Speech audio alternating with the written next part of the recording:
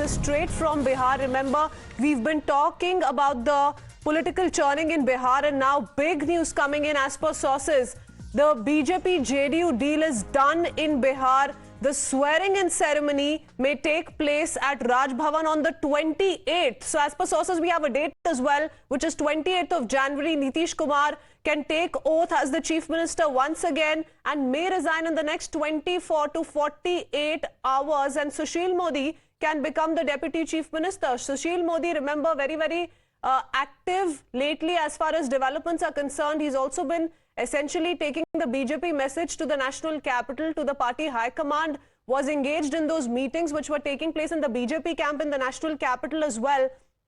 But this is big. As per sources, the Nitish Kumar BJP deal is almost finalized and he likely will become the Chief Minister once again with Sushil Modi as his Deputy Chief Minister. Amit Kumar is joining us with more details. Amit, ये बहुत बड़ी खबर है। 2 दिन से हम हलचल तो देख ही रहे हैं, सिर्फ बिहार में नहीं, दिल्ली में भी कल काफी सारी मीटिंगें हुई हैं। क्या जानकारी दे सकते हैं, क्या होगा अगले कुछ घंटों में?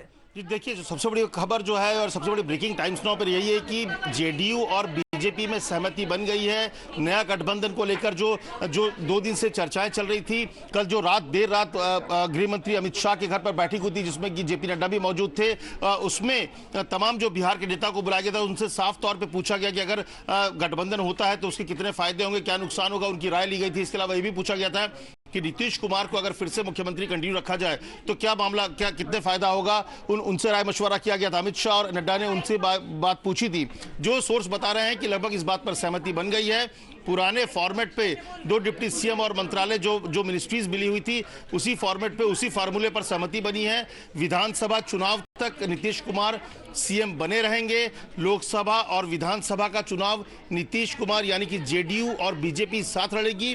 और इसीलिए जो सोर्स ये भी कह रहे हैं कि जो अपने दल के नेताओं को से बात करने के बाद अमित शाह ने जो एनडीए के गठबंधन है उनको, चाहे कुशवाहा हो, जीतन राम मांझी, तमाम लोग को सबको बुलाया है ताकि उनसे बात की जाए, उनको भी ऑनबोर्ड किया जाए। तो एक बहुत बड़ा डेवलपमेंट है कि एक बार फिर नीतीश कुमार बीजेपी के साथ आने को तैयार है। और इसकी बहुत बड़ी वजह जो है उसमें कहा जा रहा है कि कांग्रेस का जो रवैया रहा है उसमें बहुत बड़ी वजह रही है जिसकी वजह से कांग्रेस उनको ये फैसला करना पड़ रहा है जेडीयू की तरफ, बीजेपी की तरफ आने के लिए।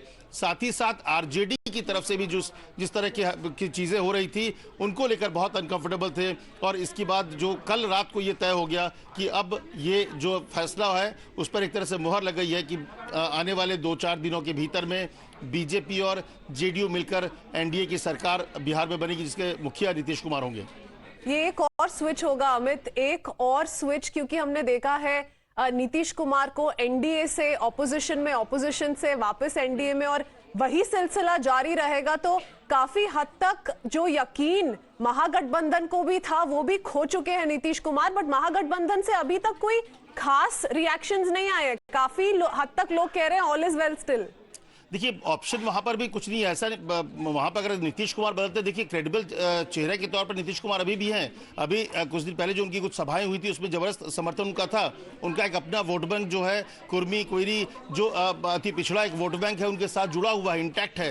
तो ऐसे में सबसे बड़ी, देखिए बीजेपी के साथ एक सबसे बड़ा प्लस पॉइंट ये होगा कि जो एक गठबंधन, जो इंडिया गठबंधन की तैयारी जो लोग कर रहे थे उसमें बहुत बड़ी सेंध लगेगी। क्योंकि एक पिलर के तौर पर नीतीश कुमार थे, वो एक ऐसा चेहरा थे जिसके इर्द गिर्द होकर सारे नेताओं को वो कन्विंस कर रहे थे। लेकिन जो महागठबंधन की आप बात करिए या फिर जो एक नाराजगी थी, उसमें एक बड़ी वजह ये थी कि जो आरजेडी है, पिछले कुछ दिनों में ये भी इनपुट मिल रहे थे कि लगातार जेडीयू को तोड़ने की कोशिश भी हो रही है क्योंकि कुछ नंबर्स का खेल है जहां पर कि उसकी वो नंबर्स उनके पास नहीं है। तो ऐसे में बहुत सारी इफ्स एंड बट्स हैं, लेकिन देखना पड़ेगा अगले 2 दिन में क्या होता है। नीतीश कुमार ने अपने 28 तारीख को जेडीयू के सभी बड़े कार्यक्रम को रद्द कर दिया है और ये कहा जा रहा है कि 28 के आसपास वहां पर स्वेरिंग हो सकता है, नई सरकार का गठन हो सकता है। तो अब नजरें देखनी है कि तेजस्वी या उनके तरफ से क्या बयान आता है इस पूरे मामले को लेकर। क्योंकि कल लालू यादव की तरफ से 2-3 बार कोशिश की गई कि वो नीतीश कुमार से बात करें, उन्होंने एक बार बात भी की, उनको कन्विंस करने की कोशिश की, लेकिन जो जानकारी मिल रही है कि लगभग नीतीश और बीजेपी के बीच सहमति सरकार बनाने को लेकर बन गई है। और यही सबसे बड़ा सवाल